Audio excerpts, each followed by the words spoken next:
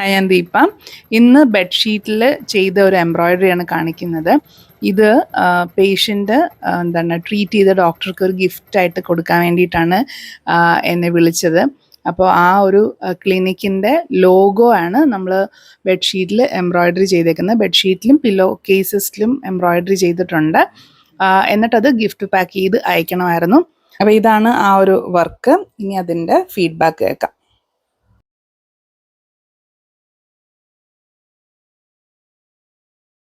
ഞാൻ മാഡത്തിനെ വിളിച്ചിട്ട് ഇത് ചെയ്യുമ്പോൾ എനിക്ക് ഇത്ര ഞാൻ അങ്ങനെ, അതായത് വർക്കിൻ്റെ മാത്രമല്ല, പേഴ്സണലി ഭയങ്കര ഒരു സാറ്റിസ്ഫാക്ഷൻ തോന്നുന്നു.